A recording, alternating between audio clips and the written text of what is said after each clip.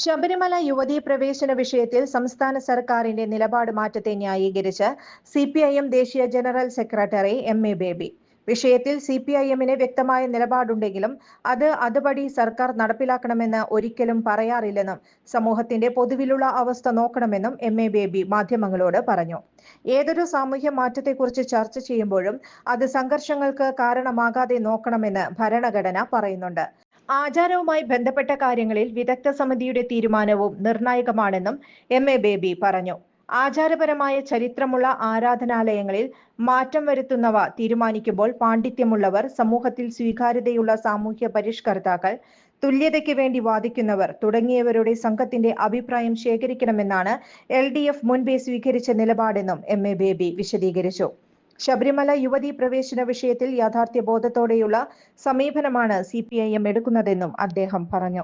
ചുരുങ്ങിയ ചിലവിൽ വീട്ടുമുറ്റത്തൊരു വിളക്ക്, വൈദ്യുതി വേണ്ട, ബാറ്ററി വേണ്ട, പൂർണ്ണമായും സോളാറിൽ പ്രവർത്തിക്കുന്ന ലൈറ്റുകൾ നിങ്ങളുടെ വീടുകളിലോ സ്ഥാപനങ്ങളിലോ എവിടെയായാലും സ്ഥാപിച്ചു കൊടുക്കുന്നു.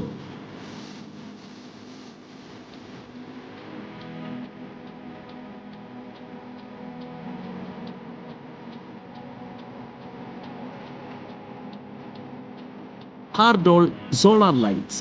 കൂടുതൽ വിവരങ്ങൾക്ക് വിളിക്കേണ്ട നമ്പർ 9447132148. കൂടുതൽ വാർത്തകൾക്ക് ഞങ്ങളുടെ ചാനൽ സബ്സ്ക്രൈബ് ചെയ്യുക.